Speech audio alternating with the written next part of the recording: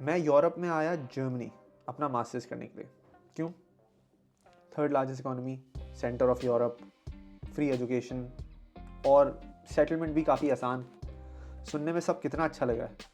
मगर जो business economics पढ़ने आते हैं जर्मनी, जब वो जॉब लेने के लिए निकलते हैं तो उनसे हमेशा एक सवाल किया जाता है, स्प्रेchen Sie Deutsch?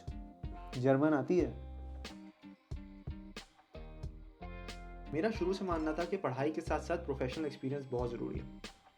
इसी वजह से बैचलर्स के दौरान भी जॉब की कराची में, और जब जर्मनी आया अपने मास्टर्स के लिए तो सबसे पहले जॉब ढूंढना शुरू कर दी। और जब तक मैं प्रोफेशनल जॉब ढूंढ रहा था, मैंने अपनी पहली जॉब की मैकडोनल्ड्स में। मैकडोनल्ड्स में काम करने की सिर्फ एक वजह थी, खैर दो वजूहत थी।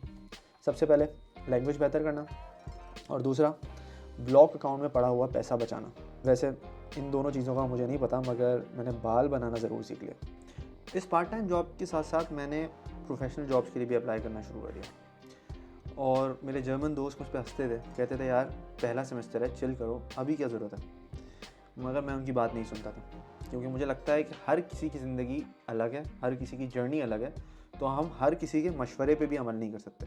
इसलिए मैं उनकी सुनता रहता था, मगर करता अपनी था। जर्मन सीखना मैंने पाकिस्तान से ही शुरू कर दिया था, मगर ये ज़बान ही इतनी मुश्किल है कि इतनी आसानी से आती नहीं है। मगर खैर, इन एप्लीकेशंस ने मुझे एक वर्ड सिखा दिया। वो वर्ड था लाइडर। लाइडर का मतलब होता है unfortunately. Unfortunately we can not accept your application. ये फ्रेज़ तो मेरी हर एप्लीकेशन में मुझे रिप्लाई के तौर पे मिलता था। ये वक्त मेरे लिए बहुत टफ था और ऐसा लग रहा था कि दिमाग में ताला लग गया। और जब दिमाग में ताला लग जाए और कुछ समझ ना आए, ऐसे वक्त में अच्छे दोस्त बहुत काम आते हैं। उस वक्त मेरी ज़िंदगी में एंट्री हुई मेरे एक बहुत अच्छे दोस्त की, जिसका नाम था रॉबिन। रॉबिन मेरे ही हॉस्टल में रहता था और मेरी यूनिवर्सिटी में ही पढ़ता था, और कभी कभार क्योंकि शेयर्ड किचन था तो हम साथ खाना बना लेते थे। और एक बार खाना बनाते बनाते उसने मुझसे पूछा ज़िंदगी में क्या चल रहा है, तो मैंने उसे बताया यार मेरी एप्लीकेशंस रिजेक्ट हो रही हैं हर जगह से। तो उसने बोला यार तुम मुझे अपनी सीवी दिखाओ, क्या पता मैं थोड़ी हेल्प कर सकूं। और जैसे ही मैंने उसे अपनी सीवी दिखाई, उसने उसकी तरफ देखा और बोला ये तो इंग्लिश में है। और फिर मुझे ख्याल आया, हाँ यार जर्मन जॉब्स के लिए तो जर्मन सीवी की ज़रूरत होगी। रॉबिन मेरे साथ बैठा और उसने मेरी सीवी को जर्मन में ट्रांसलेट कर दिया, और मैंने फिर से अप्लाई करना शुरू कर दिया। और फिर यूं ही 3 महीने बाद उन कंपनीज में से एक कंपनी का पॉजिटिव रिस्पॉन्स आ गया। मैं खुशी से पागल हो गया। मैंने सोचा अब मुझे कोई नहीं रोक सकता। मगर मुझे नहीं पता था कि एक बहुत बड़ी रुकावट मेरे सामने खड़ी है। वो इंटरव्यू जर्मन में था। अभी तक मेरी जर्मन अच्छी हो चुकी थी, मगर इतनी अच्छी नहीं हुई थी कि मैं एक इंटरव्यू दे सकूं। और यहाँ पे फिर मेरा दोस्त मेरे बहुत काम आया। रॉबिन और मैं साथ बैठे और हमने डिसाइड किया कि शुरू के 5 मिनट के लिए प्रिपेयर करते हैं। 5 मिनट मैं जर्मन में बात करूँगा और उसके बाद उनसे बोलूँगा यार can we switch to English, इतनी बड़ी कंपनी है, इतनी तो इंग्लिश आती होगी। मेरा इंटरव्यू जूम पे था, और मेरे सामने वो लेडी बैठी हुई थी जो मेरा इंटरव्यू लेने वाली थी। मैंने 5 मिनट जर्मन में बात की, बहुत अच्छे से कन्वर्सेशन की, और उसके बाद मैंने उनसे बोला can we switch to English. और उन्होंने मुझे जवाब दिया कि सॉरी अली, इस पूरी ऑर्गेनाइजेशन में सिर्फ मैं ही हूँ जिसको इंग्लिश नहीं आती, सिर्फ जर्मन आती है। और उस वक्त मैं बहुत टेंशन में आ गया। मेरा चेहरा देख के उन्होंने मुझे एक ऑफ़र किया, क्यों ना हम ऐसे करें कि तुम इंग्लिश में बात करो, मैं जर्मन में बात करूँगी। मगर इससे मेरा कुछ नहीं होने वाला था।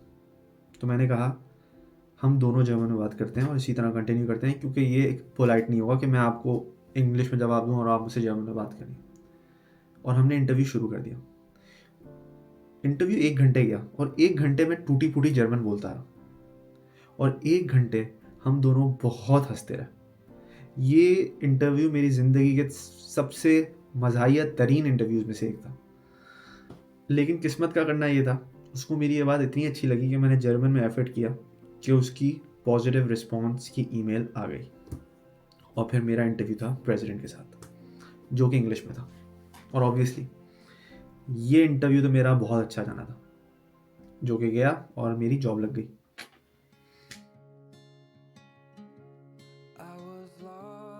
यूनिवर्सिटी के सेकंड सेमेस्टर में ही मेरी जॉब लग गई, और एक ऐसे डिपार्टमेंट में लगी जहाँ सब जर्मन बोलते थे।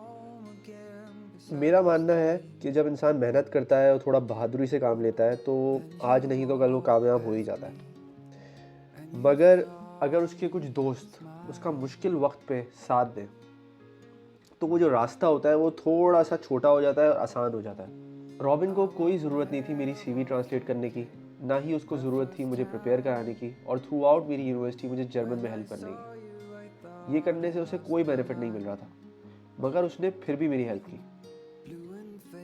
हमारी ज़िंदगी में ऐसे अच्छे दोस्त ही हमारा रियल एसेट है, और मैं समझता हूँ कि अगर हमारे अच्छे वक्त आने के बाद हम ऐसे दोस्तों को भूल जाएं तो ये हमारी बदनसीबी है। इसलिए अपने अच्छे दोस्तों को हमेशा अपने साथ रखें और वक्त आने पे किसी और के लिए रॉबिन बने। इसी के साथ आज की वीडियो होती है ख़त्म। आई होप कि आपको ये अच्छी लगी होगी। अगर अच्छी लगी है तो प्लीज़ इसे लाइक करें, कमेंट करें और शेयर करें, और मैं आपसे मिलूँगा नेक्स्ट वीडियो में।